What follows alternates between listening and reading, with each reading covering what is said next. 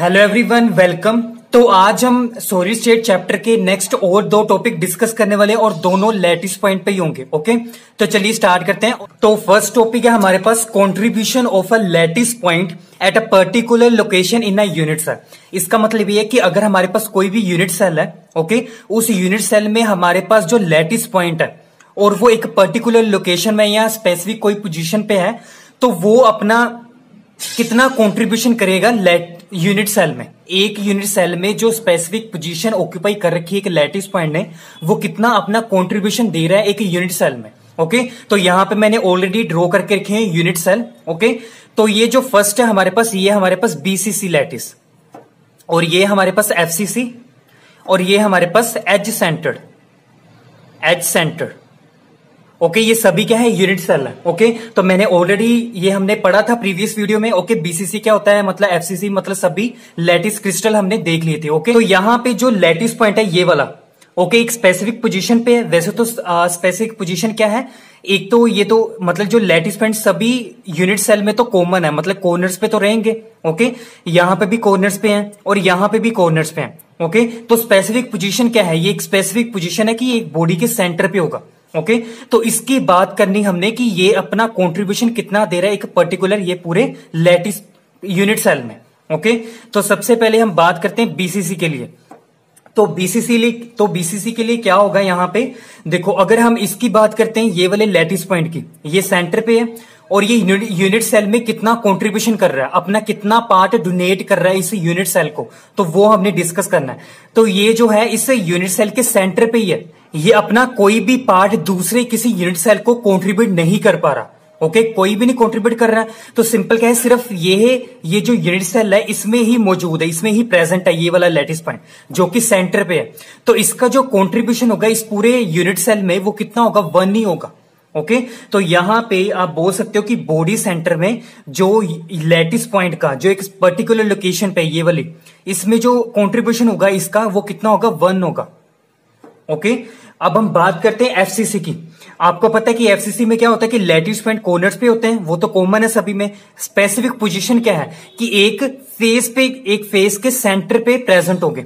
तो जैसे हम इस फेस की बात करते हैं, ये टॉप वाले फेस पे, तो यहां पे सेंटर पे, इस फेस के सेंटर पे प्रेजेंट है ये लैटिस पॉइंट।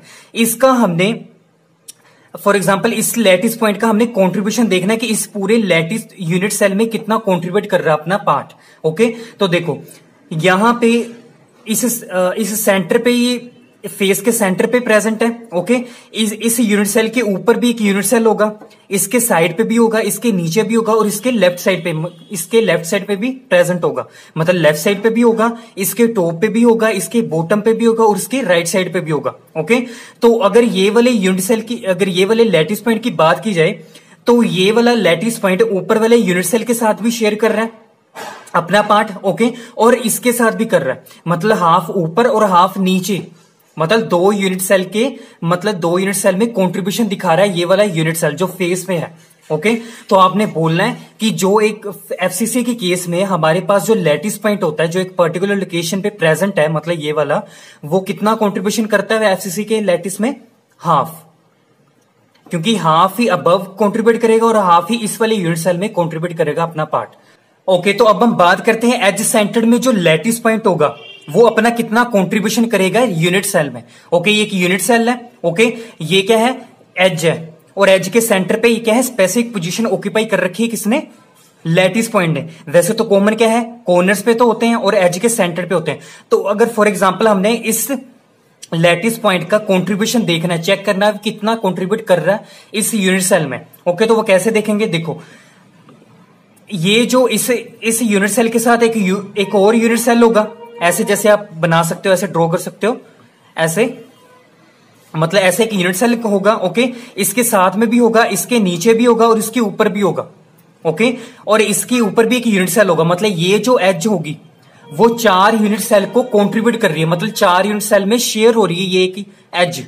ओके, एक तो ये वाले यूनिट सेल के लिए, एक ये वाले यूनिट सेल के जो इसके लेफ्ट साइड में होगा, एक ये ऊपर के जो ऊपर इस पे ड्रॉ होगा, एक उसमें होगा कंट्रीब्यूट। ओके, और जो इसके ऊपर जो यूनिट सेल होगा इसमें क्या होगा, ये वाला जो पार्ट होगा, ये वाली एज क्या होगी, शेयर होगी। ओके, तो आप बोल सकते हो कि ये जो एज सेंटर में जो लैटिस पॉइंट होगा फिर वो 4 यूनिट सेल में कंट्रीब्यूशन दिखाएगा। ओके, तो यहां पे आप बोल सकते हो कि जो हमारे पास एज सेंटेड के यूनिट सेल में जो लैटिस पॉइंट होता है वो कितना कंट्रीब्यूशन दिखाता है 1/4, क्योंकि यहां पे 4 यूनिट सेल होते हैं।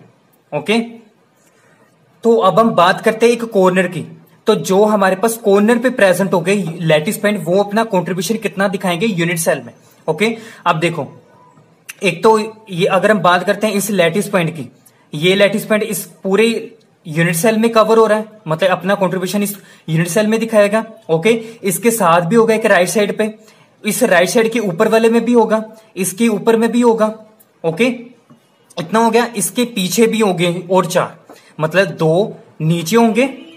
ओके, एक इसकी साइड होगा, 3 होंगे, इसके ऊपर होगा 4 होंगे, इसके ऊपर होगा 5 होंगे। ओके, वैसे ही इसके पीछे होंगे। ओके, तो टोटल हमारे पास कितना आएगा इसके लिए 1/8। तो कॉर्नर के लिए क्या हो गया 1/8। ऐसे याद रख सकते हो क्योंकि यहां पे हर यूनिट सेल में कितने कॉर्नर्स होते हैं 8 होते हैं। ओके, तो इसी वजह से हर जो लैटिस पॉइंट कॉर्नर पे होगा वो कितना कंट्रीब्यूशन दिखाएगा 1/8, मतलब एक जो लैटिस पॉइंट है जो कि कॉर्नर पे प्रेजेंट है वो आगे फर्दर 8 यूनिट सेल के साथ क्या है शेयर हो रहा है। तो इसी वजह से इसका कंट्रीब्यूशन क्या है लैटिस पॉइंट का जो कॉर्नर पे है 1/8। ओके, तो ये था। अब हम नेक्स्ट टॉपिक डिस्कस कर लेते हैं, वो भी लैटिस पॉइंट पे ही बेस होगा। ओके, तो नेक्स्ट टॉपिक है कि हमारे पास एक यूनिट सेल में टोटल लैटिस पॉइंट कितने होते हैं वो हमने कैलकुलेट करने हैं। ओके, और जो हमारे पास जो total number of lattice points होते हैं जो हमने चेक करने एक यूनिट सेल में, इसको हम डिनोट करते हैं Z से। ओके, तो फर्स्ट केस इज बीसीसी में। ओके, तो बीसीसी में हमें पता क्या होता है कि लैटिस पॉइंट कॉर्नर्स पे भी होते हैं और बॉडी के सेंटर पे भी होते हैं। जैसे ये वाला था, ये बीसीसी था, कॉर्नर्स पे थे और बॉडी के सेंटर पे थे। ओके, तो वो हमने कैलकुलेट करने हैं। देखो, यहां पे कॉर्नर्स पे होंगे प्लस बॉडी सेंटर पे। ओके, तो कॉर्नर्स कितने होते हैं हमारे पास, तो कॉर्नर्स के लिए कंट्रीब्यूशन क्या करना, कॉर्नर्स कितने होते हैं 8 होते हैं। ओके, और हमने अभी देखा कि जो एक कॉर्नर पे प्रेजेंट होता है लैटिस पॉइंट उसका कंट्रीब्यूशन कितना होता है 1/8। ओके, तो इसको मल्टीप्लाई करना हमने 1/8 से। ओके, प्लस बॉडी सेंटर की बात करनी है, तो बॉडी सेंटर में लैटिस पॉइंट कितना होता है 1 होता है ना, तो यहां पे 1 लिखो, मल्टीप्लाई इसका जो कंट्रीब्यूशन होगा, कंट्रीब्यूशन कितना होता है बीसीसी में इसका 1 होता है। तो जब इसको सोल्व करोगे ये कट हो जाएगा, यहां पे 1 आएगा, यहां पे 1 ही रहेगा। सो 1 + 1 कितना हो गया 2। तो बीसीसी के केस में हमारे पास जो टोटल लैटिस पॉइंट आते हैं वो कितने आते हैं 2। मतलब यहां पे बीसीसी के केस में Z की वैल्यू कितनी आती है 2, और Z का फॉर्मूला आप यहां पे लिख सकते हो total lattice point multiply contribution. Okay, तो यहां पे अगर हमने चेक करना था बीसीसी के केस में कॉर्नर्स कितने थे, टोटल कितने थे 8, तो टोटल लैटिस पॉइंट लिख दिए, उसको मल्टीप्लाई करना था उसके कंट्रीब्यूशन से, बस इतना करना है। ओके, सेकंड एग्जांपल, जैसे हम एससीसी की एग्जांपल लेते हैं सिंपल वाले की, जिसमें सिर्फ क्या है लैटिस पॉइंट कॉर्नर पे ही होते हैं। तो यहां पे सिंपल कॉर्नर्स आएंगे। ओके, कॉर्नर्स कितने 8 हैं, उसका कंट्रीब्यूशन कितना 1/8, तो कट करके कितना आएगा 1। तो अगर हम देखा जाए तो एससीसी के केस में टोटल लैटिस पॉइंट कितने आते हैं 1 आते हैं। Okay, third case is FCC के केस में। एफसीसी के केस में क्या होता है कॉर्नर्स प्लस क्या होता है हर फेस के सेंटर पे प्लस फेस। ओके, तो यहां पे कॉर्नर्स सिंपल हो ही 8 × 1/8 हो गया। कॉर्नर्स के लिए तो यही होगा। फेस कितने होते हैं 6 होते हैं। ओके, वैसे भी फेस कितने होते हैं हर क्यूब के लिए, ये क्यूब है ना, तो क्यूब के फेस कितने होते हैं 6 होते हैं। ओके, 6 फेस हो गए, और फेस के लिए कंट्रीब्यूशन कितना होता है 1/2। तो यहां पे कितना आएगा 3 और यहां पे कितना आएगा 1। सो 1 + 3 कितना आ गया 4। तो Z की वैल्यू एफसीसी के केस में कितने आ गई 4। ओके, अब हम बात करते हैं एज सेंटर के लिए। ओके, एज सेंटर में क्या होगा, सिंपल कॉर्नर्स पे तो होगी। ओके, प्लस क्या होगा एजेस पे होंगे। ओके, तो कॉर्नर्स के लिए कितना आंसर आता है हमेशा 1 ही आएगा। प्लस एज कितने हमारे पास 12 होते हैं, तो कंट्रीब्यूशन कितना होता है 1/4 होता है इनका। कितना आया 3, तो 1 + 3 कितना आया 4। इसके केस में भी कितना आया 4 आंसर आया। अब लास्ट जो है हमारे पास वो है एंड सेंटर। ये भी हमने डिस्कस किया था। एंड सेंटर में क्या होता है लैटिस पॉइंट कॉर्नर्स पे तो होते हैं और 2 ऑपोजिट फेसेस में भी होते थे। ओके, तो यहां पे कॉर्नर्स के लिए कितना आंसर आएगा 1 ही आएगा। प्लस दो ऑपोजिट फेसेस, ओके, फेस कितने होते हैं? 6 होते हैं, ओके, बट यहां पे 2 ऑपोजिट फेसेस की बात कर रहे हैं, मतलब यहां पे 2 फेसेस ही लेने हैं हमने, 6 नहीं लेने। तो 2 फेस हो गए, और फेस के लिए कॉन्ट्रीब्यूशन कितना होता है? 1/2। तो कट करोगे कितना आएगा? 1 + 1 दैट इज 2। तो यहां पे एंड सेंटिड के केस में हमारे पास z की वैल्यू कितनी आती है? 2। मैक्सिमम जो लैटिस पॉइंट है तो वो किस केस में आते हैं? एफसीसी के केस में और एज सेंटेड में। और मिनिमम कितने किस केस में आते हैं? एससीसी के केस में। तो ये आपको सभी एमसीक्यू में पूछ सकते हैं। ये थे 2 टॉपिक लैटिस पॉइंट पे जो काफी इंपॉर्टेंट है, आपको आगे काम आएंगे न्यूमेरिकल सोल्व करने के लिए, ओके। तो यहां पे ये वीडियो खत्म होती है। So I hope you like this video. So ऐसी वीडियोस के लिए प्लीज चैनल को सब्सक्राइब जरूर करें, and thank you for watching.